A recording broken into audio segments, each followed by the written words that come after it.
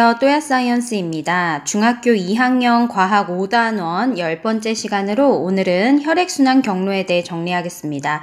유튜브 하단에 더보기를 클릭하시면 필기 PDF 자료를 다운받을 수 있는 링크가 있습니다. 자료를 다운받아서 함께 필기하며 학습하시기 바랍니다.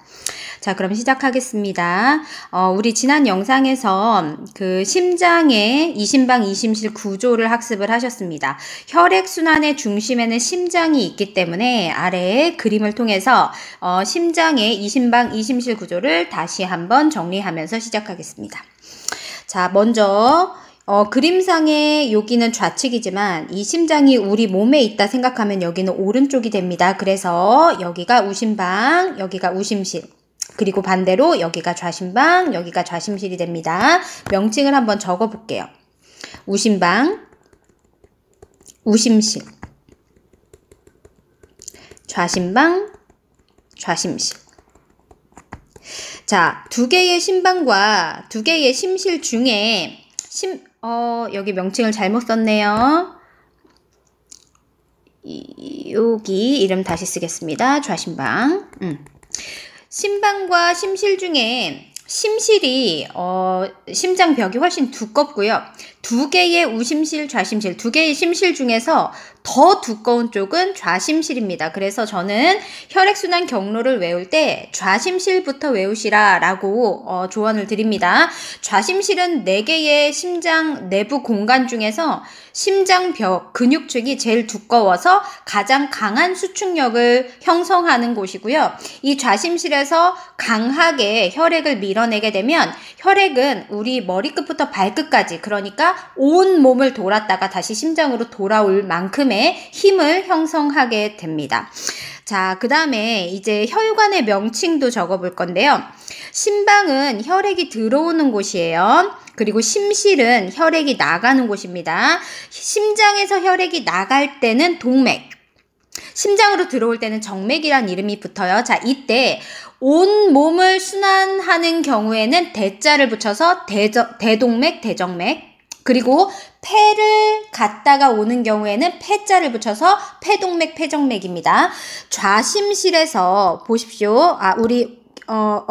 네, 경로를 자, 이렇게 일단은 화살표를 치지 않고 이렇게 하겠습니다. 좌심실에서 온몸을 향해 나가는 혈관은 여기입니다. 여기로 나갑니다. 이곳은 요 빨간색 굵은 혈관으로 연결이 되어 얘가 이름이 대동맥입니다. 혈관의 이름도 한번 적어볼게요. 여기가 대동맥.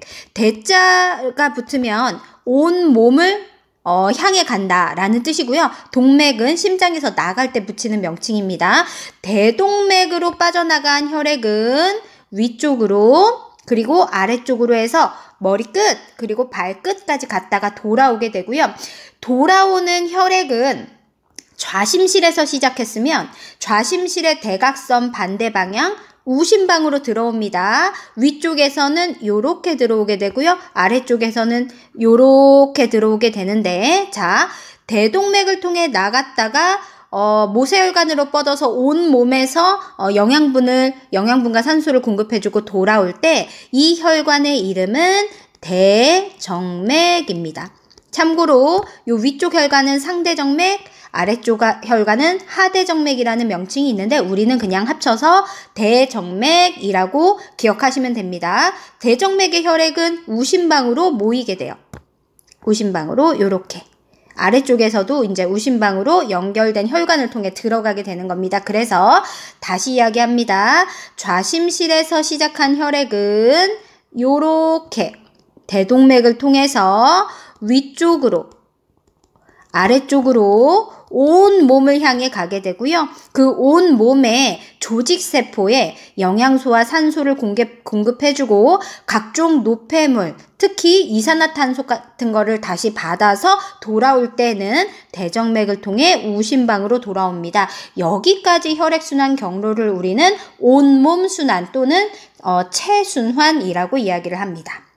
자, 그 다음에 우심방으로 모인 혈액은 우심실로 가게 되는데 이때 이 혈액의 특징이 있어요. 뭐냐면 온 몸에서 영양소와 산소를 다 가져갔고요. 이 혈액 속에는 노폐물과 이산화탄소가 많습니다. 선생님은 이런 혈액을 신선하지 않은 혈액이라고 얘기를 해요. 이 신선하지 않은 혈액이 1차적으로는 어떤 처리가 돼야 되냐면 폐로 가서 이산화탄소를 폐에다가 버리고 그리고 폐로부터 산소를 다시 공급받아야 되거든요. 그 역할을 하는 게 이제 우심실에서부터 시작됩니다. 좌심실 다음으로 심장벽이 두꺼운 우심실에서 펌프질을 하면 요렇게 나가가지고요. 요렇게 나가서 좌측 그리고 요렇게 우측으로 뻗어 있는 폐를 향해 가게 돼요. 좌측 우측에 폐가 한 개씩 해서 총 우리는 좌우에 폐가 2개가 있거든요. 그 폐 쪽으로 일명 신선하지 않은 혈액을 보내주는 이 혈관의 이름은 폐동맥입니다. 심장에서 나가니까 동맥이고요. 폐를 향해 가니까 폐자를 붙여서 폐동맥이라고 해주시면 됩니다. 폐동맥을 통해서 폐 쪽으로 가면 폐 사이사이에 모세혈관 형태로 뻗어서 폐와 모세혈관 사이에 기체교환이 일어납니다. 어떤 기체교환이 일어나냐면 이 혈액 중에 많이 들어있는 이산화탄소를 폐 쪽으로 빼줘버리고요. 그리고 폐에 풍부하게 들어있는 산소기체를 다시 혈액으로 집어넣습니다. 그래서 폐를 지나고 나면 혈액이 신선해져요. 신선해진 혈액은 이렇게 돌아옵니다. 어디로 돌아오냐면 신선해진 혈액은 이렇게 어디로 돌아오냐면 우심실에서 시작했으니까 대각선 반대편 좌심방으로 돌아오게 됩니다. 이때 좌심방으로 연결된 혈관이 얘네들이거든요. 이 혈관의 이름은 심장으로 돌아오니까 정맥이고요. 폐로부터 돌아오니까 일명 폐정맥이라고 적어주시면 됩니다. 그렇게 해서 좌심방에는 신선한 혈액이 들어오게 돼요. 우심실에서 시작해서 폐동맥을 통해 폐로 갔다가 이제 폐정맥을 통해 좌심방까지 오는 이 경로를 우리는 폐순환이라고 합니다. 좌심방으로 들어온 신선한 혈액은 다시 좌심실로 내려가게 되고요. 이렇게 화살표 쳐줄게요. 좌심실에서부터 펌프질을 통해서 온몸으로 다시 신선한 혈액을 순환시켜줍니다. 이렇게 최순환 그리고 폐순환 2개의 순환 경로가 반복이 되면서 머리끝부터 발끝까지 지속적으로 끊임없이 산소를 공급받게 되는 것입니다. 자, 여기에 한 가지만 더해서 설명을 드릴게요.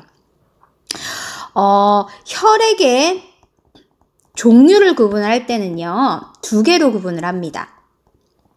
첫 번째는 동맥혈, 두 번째는 정맥혈. 동맥에 흐르는 게 동맥혈이 아닙니다. 혈관의 명칭과 혈액의 종류를 가리키는 이 명칭들은 별개예요. 동맥혈은 동맥에만 흐르는 게 아니라 정맥에 흐를 때도 있고요. 정맥혈 역시 정맥에만 흐르는 게 아니라 동맥에 흐르기도 합니다. 동맥혈과 정맥혈을 구분하는 기준은 기체의 조성이에요. 기체 성분이에요. 성분 비율. 동맥혈은 산소 기체가 많고 많을 다자를 썼습니다. 이산화탄소 기체가 적은 한마디로 신선한 혈액인데 동맥혈은 아주 예쁜 선명한 핏빛, 선홍색을 띠는 특징이 있어요. 반면에 정맥혈은 산소가 적습니다. 그리고 이산화탄소가 많아요. 참고로 이 많다 적다는 요 둘을 상대적으로 비교하는 겁니다. 동맥혈보다 정맥혈이 산소가 적다라는 뜻이고요.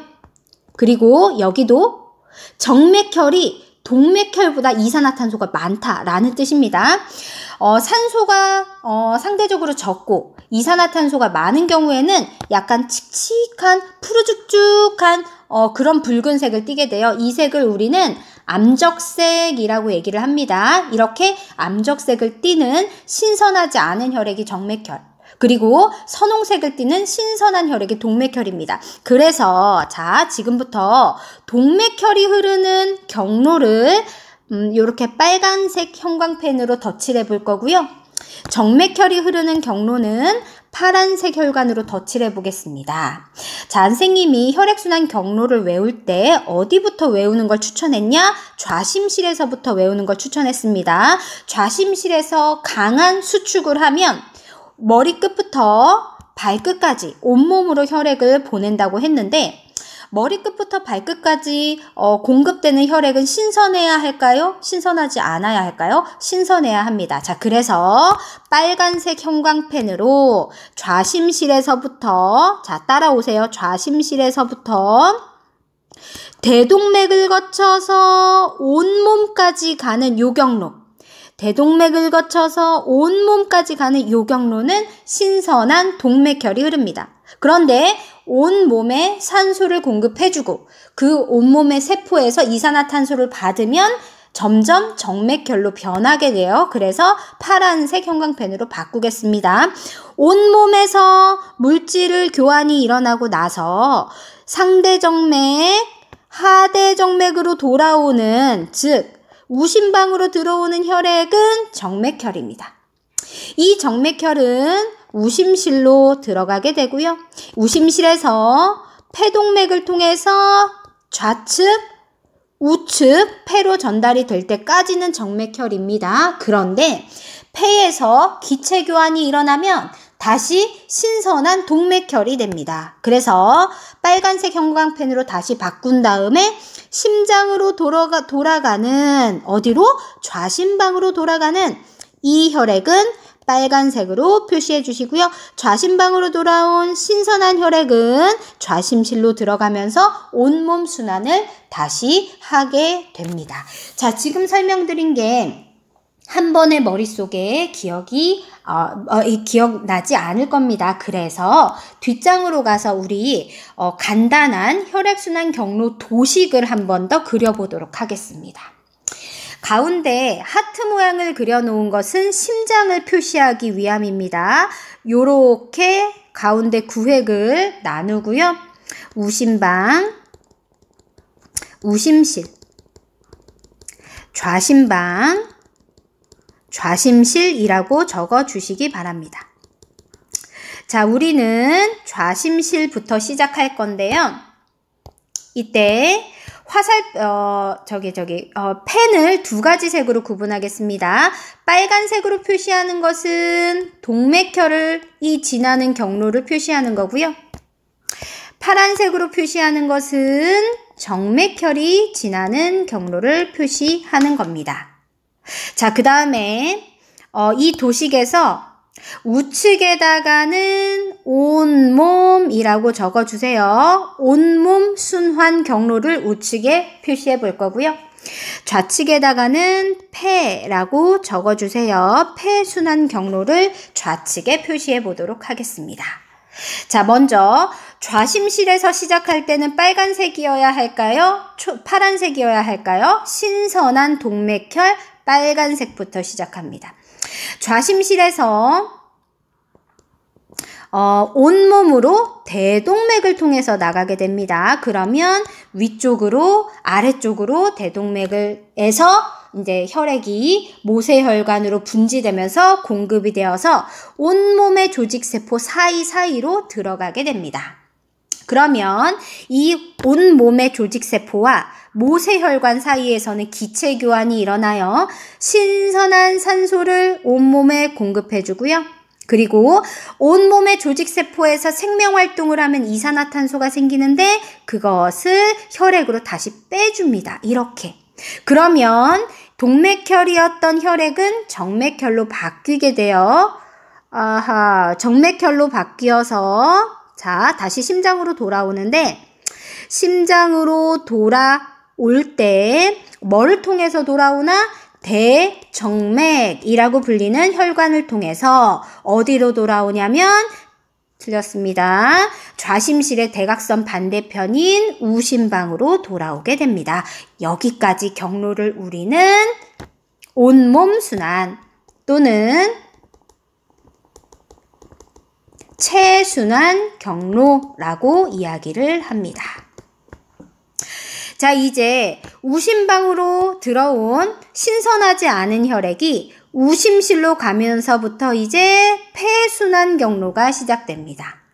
우심실에서 폐동맥을 통해 좌측, 우측에 있는 폐로 혈액을 보내게 되는데 이때 모세혈관 속 혈액과 폐 사이에서 기체 교환이 일어납니다.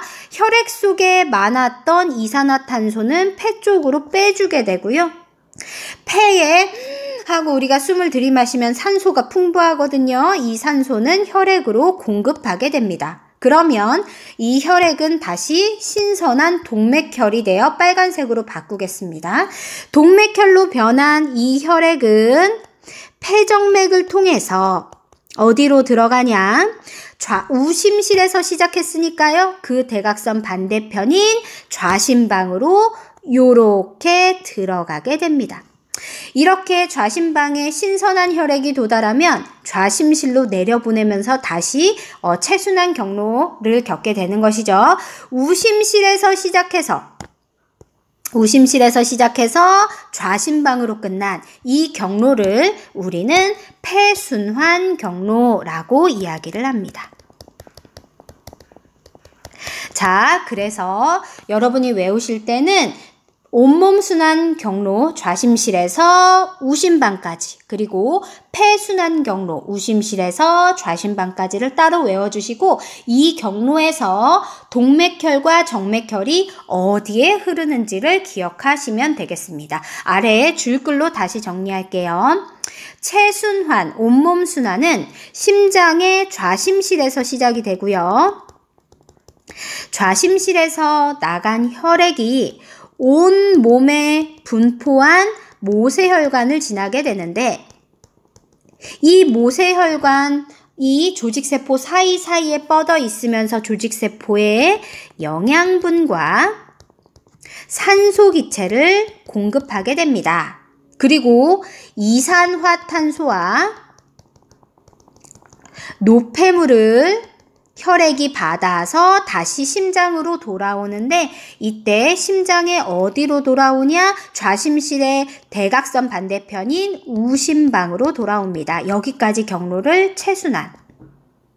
자, 우심방으로 들어온 혈액은 심장의 우심실로 내려가면서 폐순환이 시작이 됩니다. 우심실에서 펌프질을 통해서 혈액은 폐 쪽에 뻗어 있는 모세혈관 쪽으로 공급이 되고요. 폐와 모세혈관 사이에서 이산화탄소가 폐 쪽으로 나가게 됩니다. 그리고 산소기체를 다시 공급받습니다. 참고로 체순환 경로에서 받아온 이 노폐물은 따로 처리되는 과정이 있습니다. 우리가 나중에 배설기관계에 대해서 배울 때 이 노폐물 처리 과정을 학습하게 됩니다. 자, 어쨌든 폐순환 경로를 통해서 이산화탄소를 빼고요. 산소를 다시 공급받아서 심장으로 돌아오는데, 돌아올 때는 우심실의 대각선 반대편인 좌심방으로 돌아오면서 폐순환 경로가 끝나게 됩니다. 자, 오늘은 혈액순환 경로를 정리했습니다. 조금 복잡하지만 꼼꼼하게 차분하게 다시 적어가면서 외워주시기 바랍니다. 고생하셨어요.